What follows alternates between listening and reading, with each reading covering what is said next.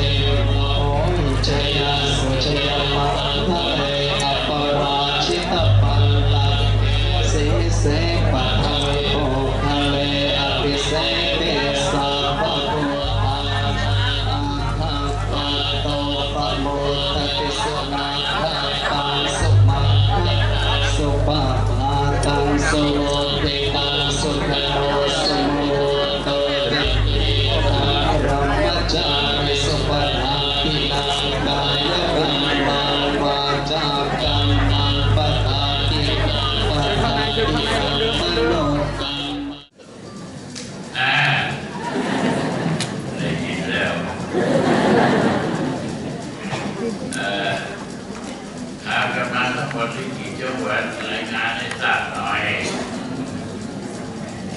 ใครเกี่ยวจังหวัดมา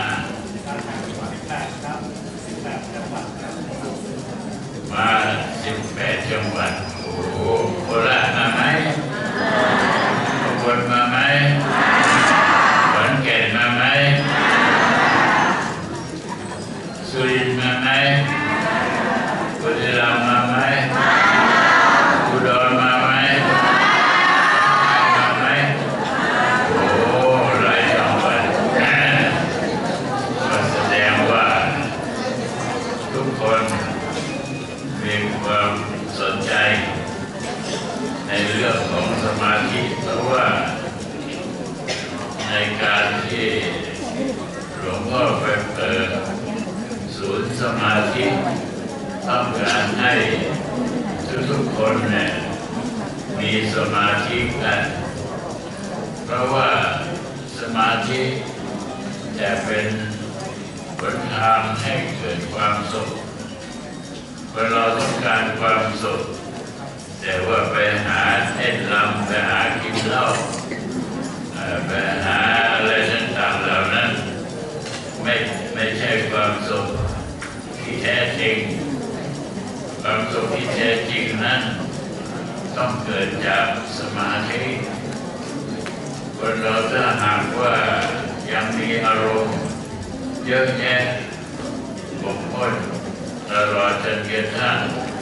เกิดอุปทานต่างๆมันก็กลายเป็นอุปยาบาทอาฆาตโอเวรอะไรไปอย่างนั้นอันนั้นเรียกว่า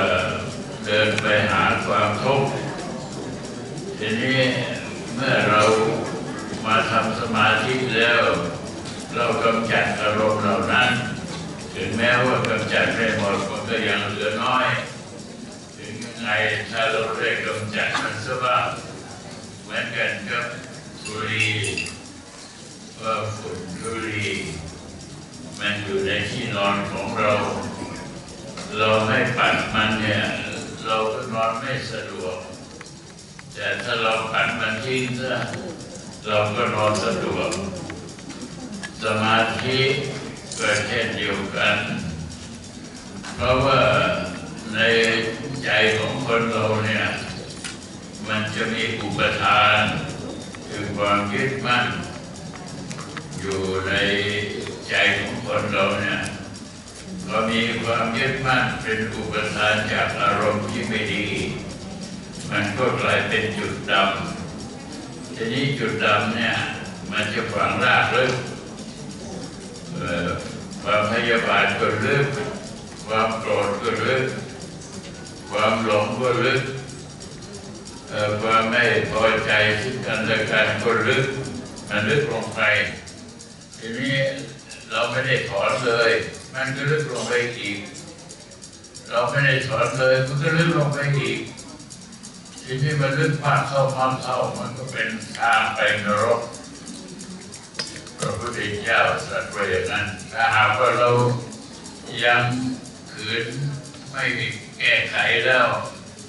ทางไปสวรรค์ของเราก็ไม่เตียนเพราะฉะนั้นการทำสมาธิที่ตรงกันข้ามมาสร้างจุดขาวไม่ใช่สร้างจุดดำเพราะว่าอารมณ์มันมาทำอารมณ์ก็อุปทานนี่มันมาทำให้เราเกิดจุดด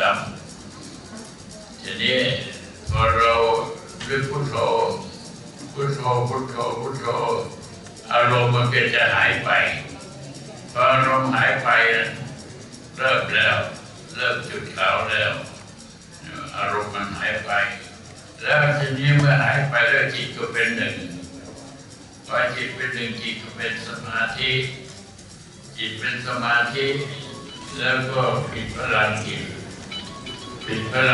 ให้เราแล้วทีนี้พลังจิตก็จะช่วยกำจัดอารมณ์ช่วยให้มีสติก็เกิดความสุขขึ้นตรงที่เราได้สะสมพลังจิตเพราะฉะนั้นหลวงพ่อไปที่ไหน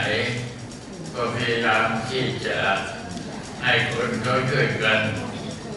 สร้างศูนย์สมาธิขึ้นที่นี่วัดอะไรไม่เคยรายงานรู้วัดอะไรนะชื่อวัดนะวัดศรีสวรรค์วัดศรีสวรรค์และในวัดศรีสวรรค์นี่ก็มีท่านเจ้าอาวาสเมื่อมีวัดก็จะมีท่านเจ้าอาวาสก็ใจใหญ่สร้างศาลาต้อนรับไหว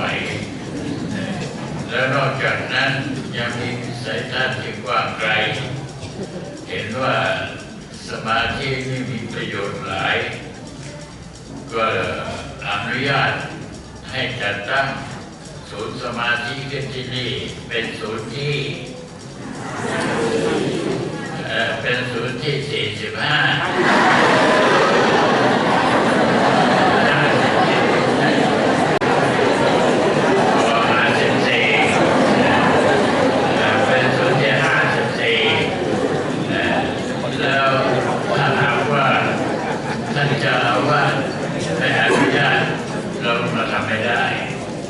แต่ท่านเจ้าอาวาสอนุญาตแล้วก็มาทำได้ก็แสดงว่าท่านเจ้าอาวาสท่านเห็นว่าญาติโยมควรจะได้ของดีกับเขาบ้างเพราะว่าสมาธินี่มันเป็นของดีจุดขาวเป็นของดีโอวาทานุสาสนีคำสอนของพระสัมมาสัมพุทธเจ้าเป็นของดีวิเศษสมาธิคือเป็นโอวาทานุสาสนีคำสอนของพระพุทธเจ้าสามารถที่จะยังพวกเราให้เกิดความสุขขึ้นมาได้คนเราเนี่ยพอเวลาที่จิตไม่เป็นสมาธิพอจิตไม่เป็นสมาธิมันก็ขาดสติพอจิตขาดสติมันก็ทำให้เราเหมือนตาดีก็เหมือนตาบอดอย่างนี้มันเป็นอันตรายเพราะฉะนั้นความสุขที่เกิดขึ้นจากการทำสมาธินี่ เป็นความสุขที่หาราคาไม่ได้100 บาทเกินกว่านั้น1,000 บาทเกินกว่านั้น10,000 บาทเกินกว่านั้น100,000 บาทเกินกว่านั้นล้านบาทเกินกว่านั้น100 ล้านบาทเกินกว่านั้น1,000 ล้านบาทเกินกว่านั้น100,000 ล้านบาทเกินกว่านั้นล้านนับไปส่วนทำไมถึงว่าพลังจิตนี้มีราคามากมายถึงขนาดนั้นท่านทั้งหลายเมื่อใครต้องการอยากได้พลังจิตที่เขาเงินมาซื้อเรา1,000 ล้าน10,000 ล้านมันซื้อไม่ได้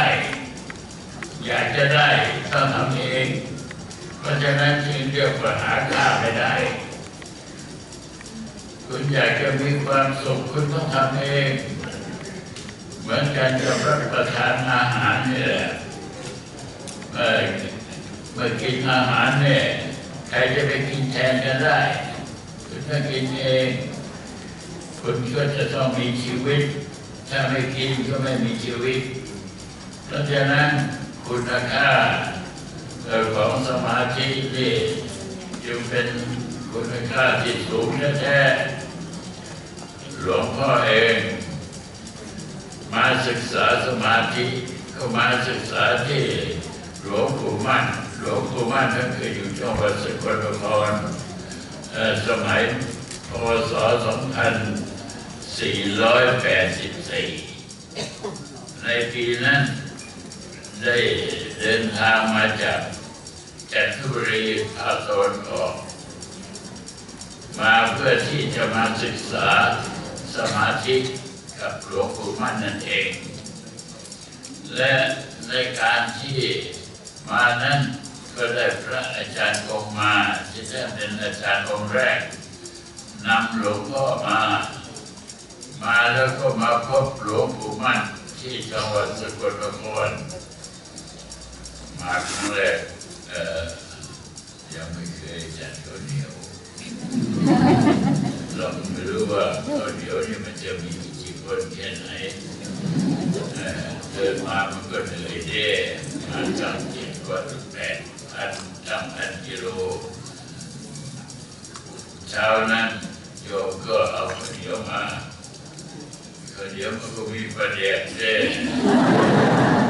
ประเดี๋ยวเป็นเจียวบองเด้โอ้ทีนี้ก็ข้าวเหนียวจับเจียวบองก็แซ่บอีหลีแล้ว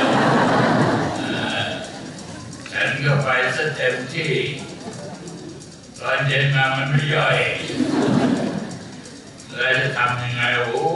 ข้าวเหนียวนี่มีอิทธิพลสูงไม่เหมือนข้าวเจ้ามันย่อยเร็วข้าวเหนียวมันไม่ย่อยคิดว่าฉันก็ไปเกือบจะ100 คำหรือเปล่าวันนั้นไม่ย่อยก็ไปถามอาจารย์บอกคนฉันข้าวเหนียวแล้วท้องมันตึงมันไม่ย่อยทำไงฉันบอกยังไม่เดินก็กลมหลวงพ่อไปเดินได้ครึ่งชั่วโมงยังไม่หายแล้วจะต้องเดินเท่าไหร่เดินมันจนหายโอ้ปรากฏว่าเดินไปเกือบครึ่งคืนแล้วก็เลยไปช่วงว่าไงว่าง่ายๆแล้วก็เลยหายไปเลยคือครั้งแรกแล้วทีนี้พอมาถึงมาอยู่วัดสุทธวาสจังหวัดสกลนครเสร็จแล้วก็เดินจากวัดสุทธวาสไปบ้านนามนบ้านโคกนามนไปบ้านโคกนามนนั้นจะเป็นหนทาง25 กิโลเมตรเดินเส้นที่มันก็เหนื่อยได้25 กิโลเมตรในวันหนึ่งนะพอไปถึงแล้วมันอาจจะจันตอนบ่ายบางทีบ่าย 4 โมงหรืออะไรอย่างเงี้ยทางพระอาจารย์มั่นแล้วก็ลูกวัดก็กำลังปัดตาหมายความว่ายังปัดกวาดแล้วทำไมมากวาดกองเดียวหนทางเข้าหลวงพ่อเข้าไปถึงเจอท่านพอดีกราบลงไปวางบาตรแล้วกราบหล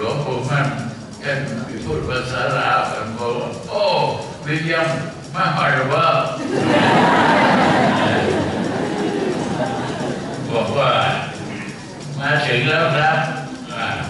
เราก็พูดว่าถ้าเราไปเป็นจะประกอบนะเท่านั้นแหละความเหนื่อยที่เดินมา1,000 กิโลเมตรหายหมดเลยคำพูดเพียงว่ายังเจ้ามาหรือว่าคำนี้ยังคล้องอยู่ที่หูเนี่ยเพราะว่าท่านจะทักทายเราแบบเดียวกันครับว่าเคยรู้จักกันมา100 ปีแล้วอันนี้แล้วทีนี้ค่ำคืนวันนั้นที่หลวงพ่อไปถึงก็จะมีพระอาจารย์วัดอาจารย์อ่อนอาจารย์หลวงปู่เขาหลวงปู่แหวนหลวงปู่เทศโอ้ย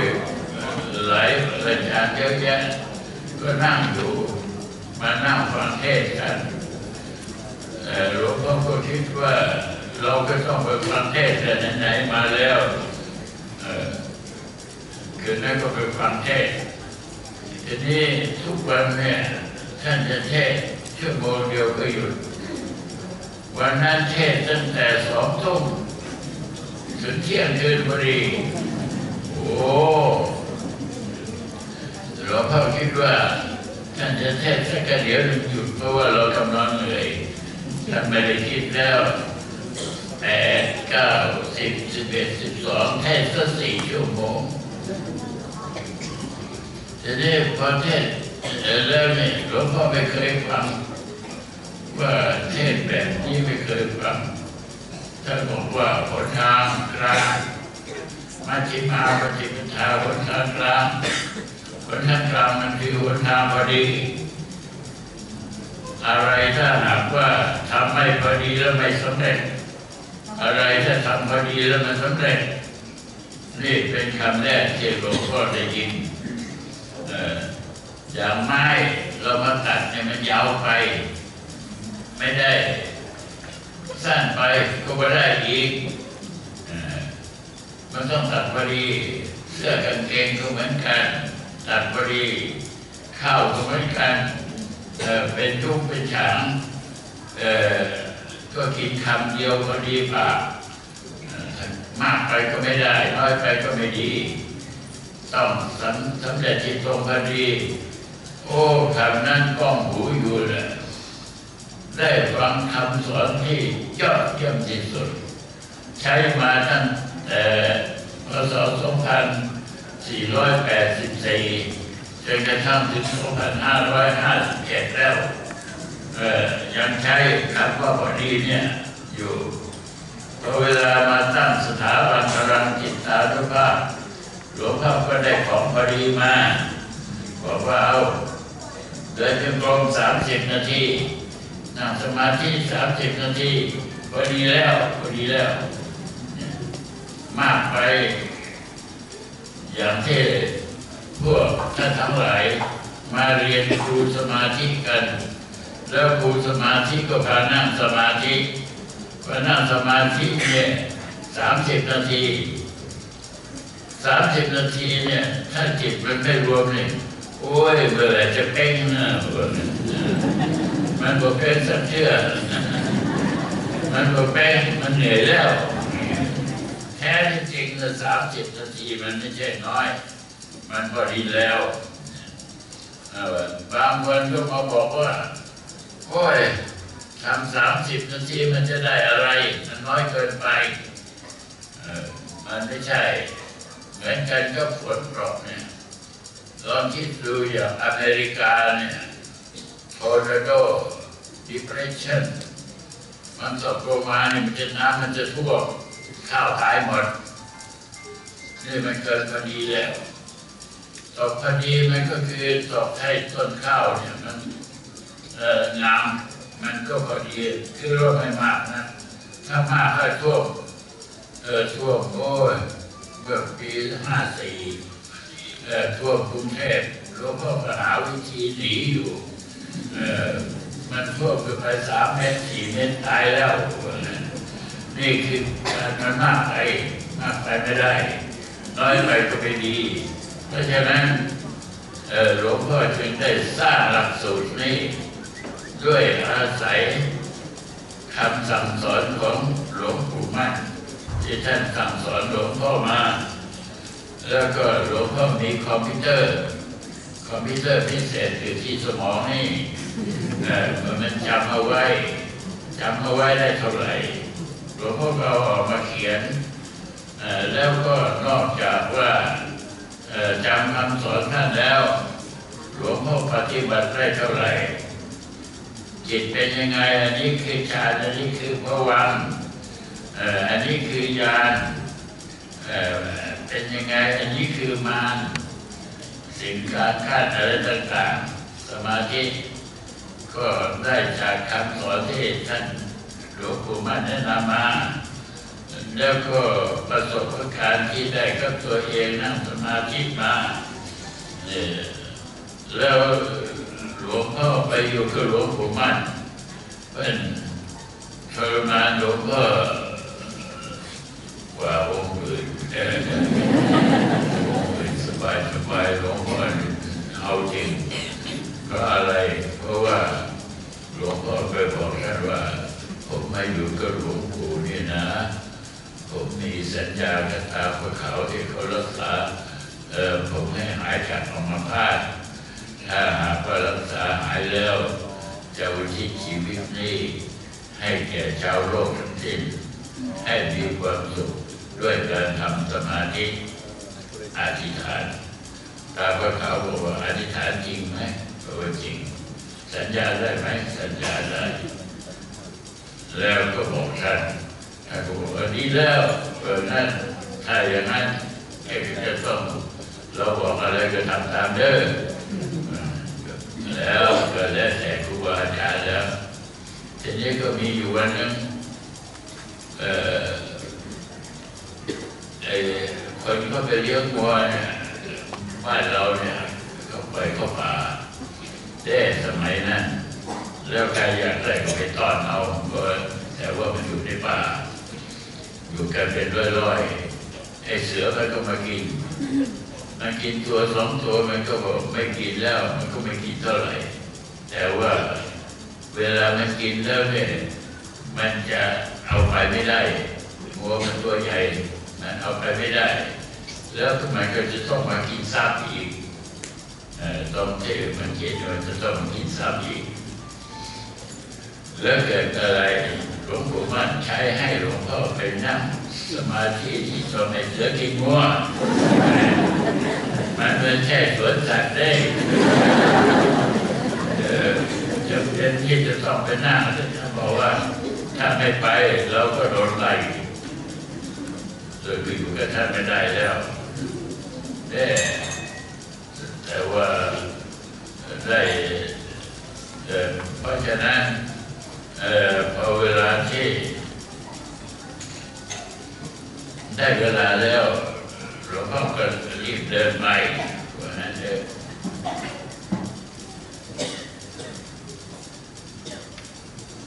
ว่าไงเขาตีให้หยุดว่าโ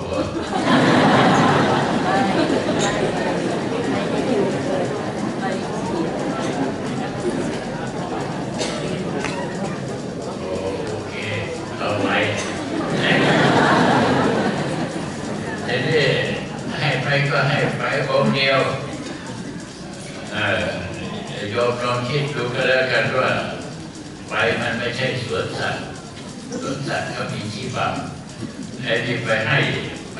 กับเสือให้นั่งดีต้องเสือกินวัวด้วย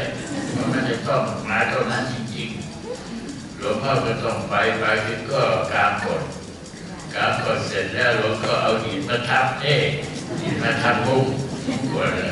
ญาตินำมือก็แล้วก็ไปนั่งผมนี่ชันเลยญาติกลัวมันนั่งสมาธิมันแล้วท่านบอกว่าให้ไปอยู่7 วันว่างั้นไอ้เสือเนี่ยมันก็มาได้ทั้ง7 วันหลวงพ่อก็บอกพอนั่งเสร็จแล้วไม่ได้ ฉันแล้วไม่ต้องฉันแล้วนั่งสมาธิลูกเดียวตลอดเลยเพราะนั่นได้5 วันเพิ่นก็ใช้เนตไปตามบอกว่าหายวิทยากลับได้แล้วคนนั้นโอ้คำนี้ก็สบายอีกแล้วยังเหลืออีก2 วันนี่มันเหลืออีก2 ปีกลับคืนมาได้แต่ว่าก็ให้เข้าใจว่าสมาธิครั้งนั้นมันยอดเยี่ยมจริงๆเรียกว่าท่านให้ของดีแท้ๆถ้าหากว่าเวลามันคิดอะไรอารมณ์ต่างๆที่มันจะไม่คิดเวลามันกลัวแล้วจะไม่คิดมันคิดอยู่ว่าตายเท่านั้นเองเพราะฉะนั้นคำสั่งสอนที่หลวงพ่อได้เขียนเป็นหลักสูตรรู้สมาธิให้ท่านทั้งหลายได้เรียนแล้วก็ยังมีสอบได้คนแก่ก็สอบได้คนหนุ่มคนสาวก็สอบได้ไม่มีสอบไปเถอะ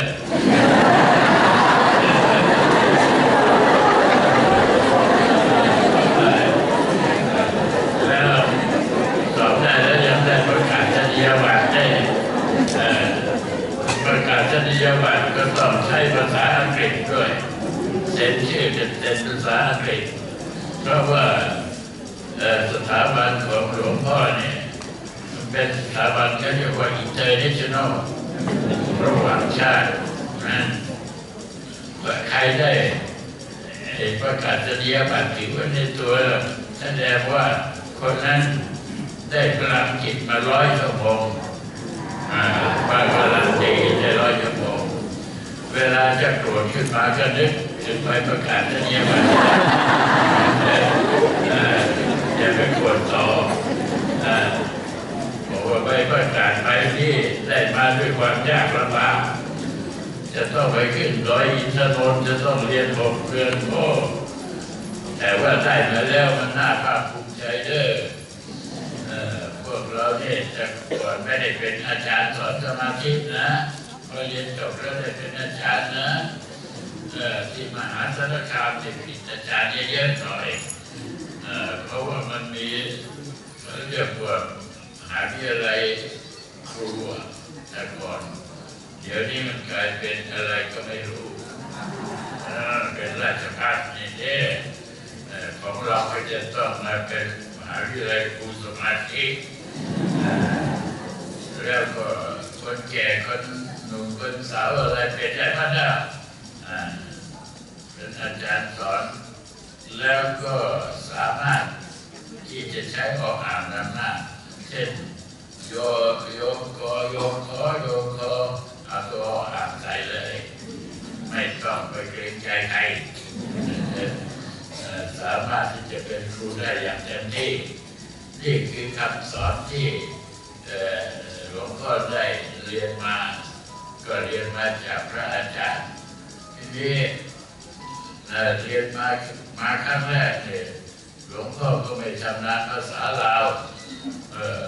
มันก็มีเป็นกระท่อนกระแท่นที่ฟังไม่ออกหลายอย่างอยู่วันหนึ่งท่านก็บอกว่าไปสุมบาตรกันบาตรพระกรรมฐานเนี่ยเขาจะต้องสุมเพื่อการสนิมเอาไม้ไผ่มาสุมแล้วท่านก็ใช้ให้หลวงพ่อไปบอกว่าไปเอากระบอกมาจะสุมบาตรเราก็บอกว่าทำไมเราดูวิ่งรอบบ้านปัญหาก็จะไม่ได้โอ้ไปเห็นไม้ค้อนใหญ่ขนาดนี้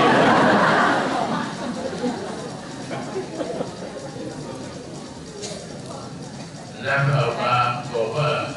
ไหนก็บอกนี่โอ้เอาไม่ได้ไงมันไม่ใช่แล้วมึงบอกมันต้องจุดไฟ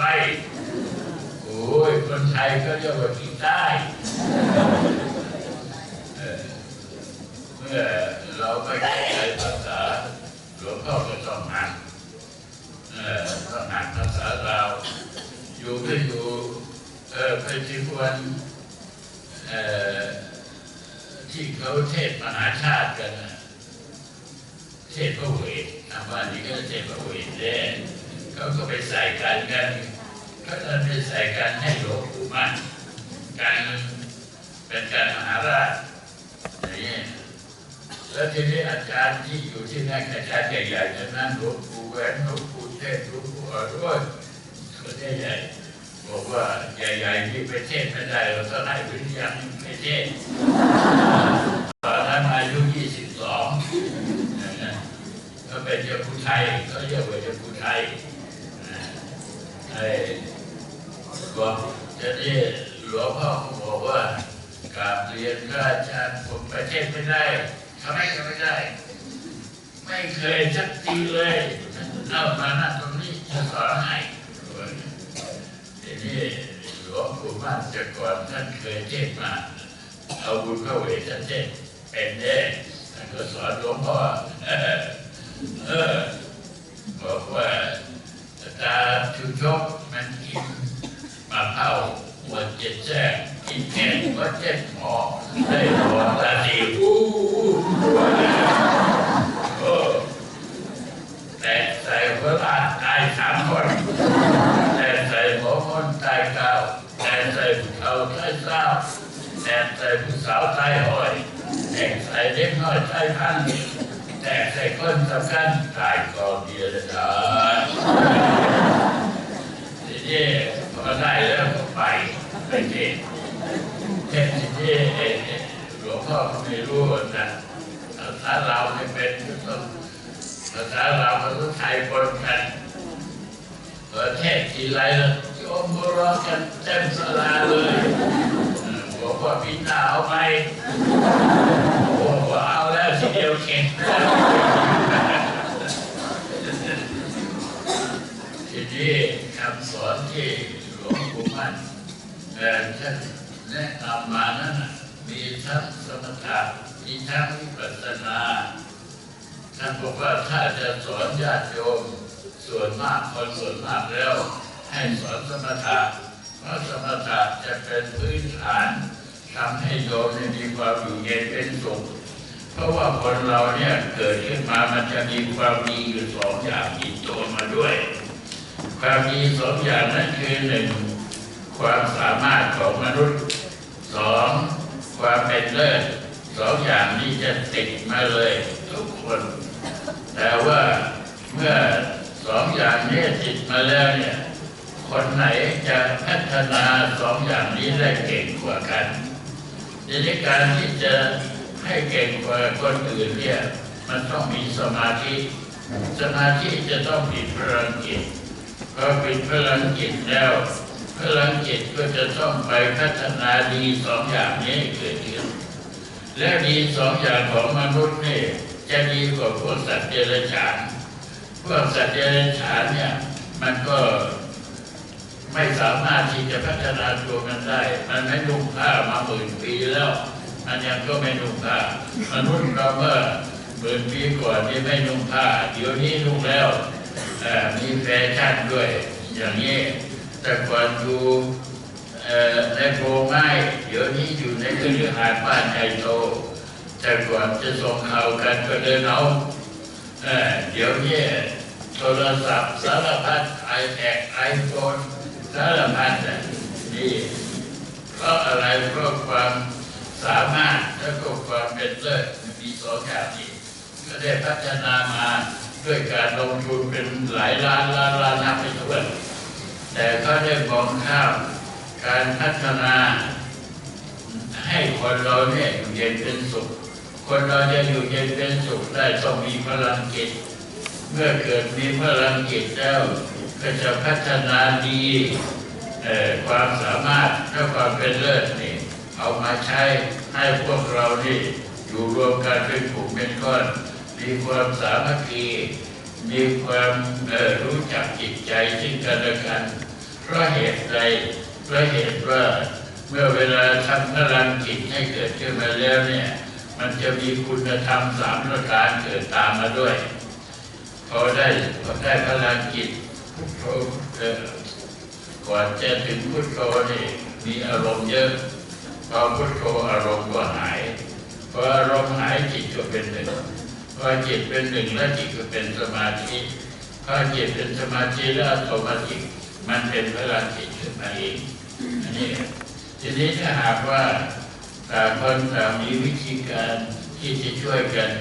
ให้พากันทำสมาธิให้มากๆคนก็จะมีพลังจิตอันนี้ขึ้นเยอะ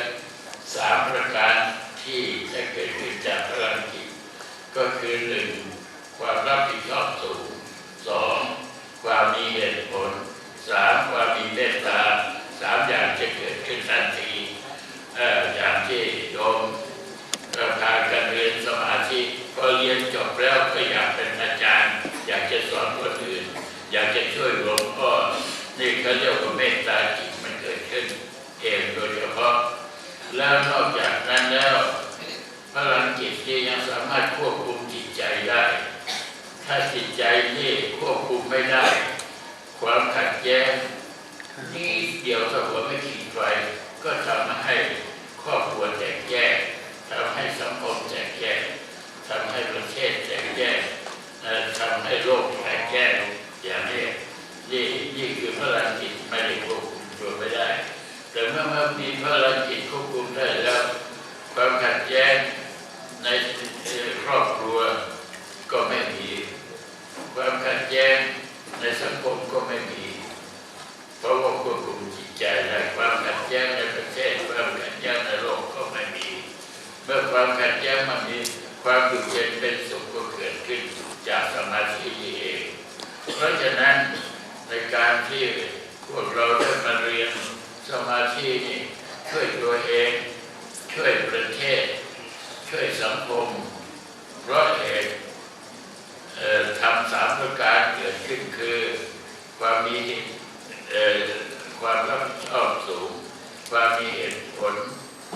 ความมีเมตตาเกิดขึ้นในจิตใจของเราหลวงปู่มั่นท่านบอกว่าอย่าไปสอนโยมอย่าไปสอนสมถะเด้อให้เขาทำสมาธิเขาจะได้อยู่เย็นเป็นสุขถ้าจะไปสอนพระแล้วไปสอนวิปัสสนาได้ว่าให้เพราะว่าวิปัสสนาเนี่ยมันจะทำพระให้หลุดพ้นจากกิเลสพวกพระที่บวชมาเนี่ยต้องปฏิบัติเพื่อหลุดพ้นจากกิเลสอย่างนี้หลวงพ่อก็จำเอามาแล้วก็เพื่อที่จะเอามาดัดแปลงให้เข้ากันกับท่านทั้งหลายสายใจคอก็คงจะสามารถทำได้ขอความสุขสวัสดีจงมีแก่ท่านทั้งหลายสวัสดี